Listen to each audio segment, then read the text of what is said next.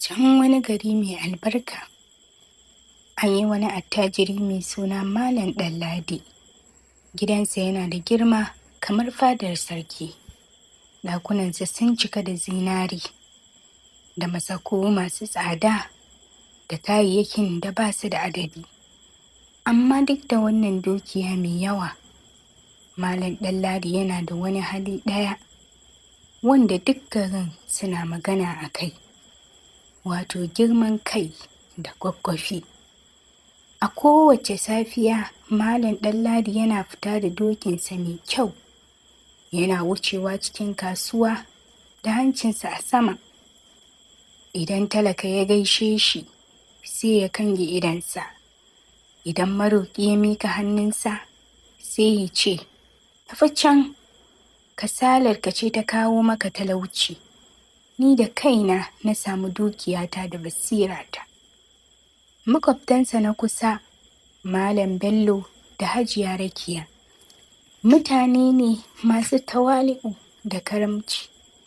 Duk da yake ba su da kuɗi da yawa kamar Danladi, kullum suna raba abinci ga mabukata, suna taimakawa marasa lafiya, suna karɓar baƙi da murna da farin ciki.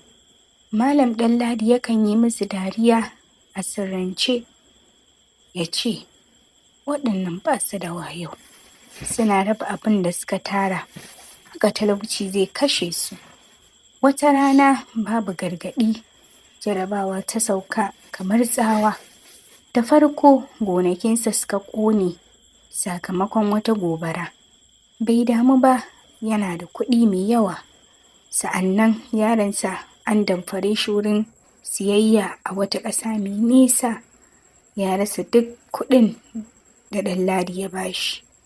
Danladi ya yi fushi sosai, amma daga baya sai ya yi haƙuri. Ana nan, mafi muni wa duka ya faru. 'Yan kasuwan da ya ba aron kuɗi sun ɓace ɓat, ba tare da sun mayar da komai ba. Danladi ya je kotu, amma babu shaida. Ya sha wahala a cikin watanni 6. Duk wata dukiya da ya taɓa alfahari da ita ta ɓace kamar hayaƙi. Wani dare, Malam Danladi yana zaune a cikin gidansa. Yanzu fanko, ga sanyi, babu kayan ado. Hasken kendir ɗaya kaɗai ke ci. Ga shi yana jin yunwa, amma alfaharinsa bai bar shi ya tafi neman taimako ba. Ya zauna haka har tsakar dare yana tunani, "Ni ne wanda ya wulaƙanta kowa, yanzu wa zai taimake ni?" Bayan shan wahalar kwanaki da yawa, jiki ya ƙi, yunwa da baƙin ciki sun karya shi. Da safe, a cikin tsohuwar yunwa, ya tashi ya tafi gidan Malam Bello. Ya tsaya a ƙofar gidan, ƙafa ɗaya a gaba, ɗaya a baya. Alfaharinsa yana yaƙi da buƙatarsa. Amma kafin ya buga ƙofar, Malam Bello ya buɗe. Ya kalli Danladi, duk ya yi rauni, fatarsa duk ta bushe, ido ya yi ja. Ya ce da shi cikin natsuwa, "Malam Danladi, barka, shigo."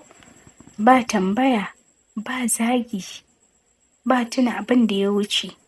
Hajiya Rakiya ta kawo masa abinci mai lafiya.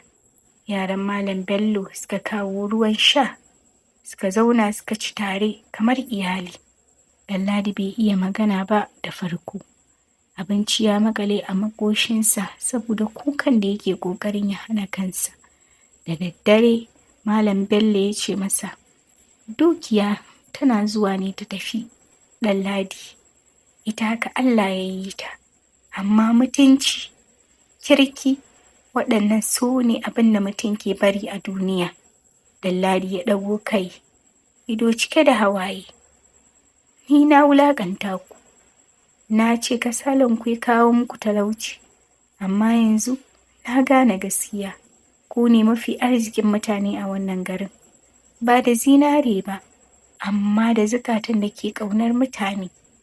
'Yan garin ba su manta ba, amma sun gafarta." Danladi ya fara sabuwar rayuwa.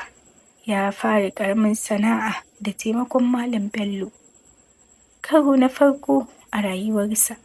Ya fara raba abinci ga mabuƙata. Karo na farko ya saurari muryar talaka.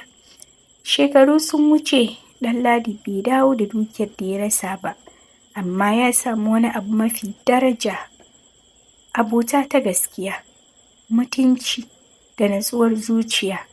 Yara a garin sukan ji labarin Malam Ɗanladi a matsayin gargaɗi. Dukiya ita ce baƙon da yake ziyara, takan zo kuma ta tafi. Kirki shi ne ɗan gida, wanda yake har abada. Kada alfahari ya rufe idanunka daga gaskiya. Dukiya takan ƙare, amma yadda ka bi da mutane, wannan ne zai dawwama.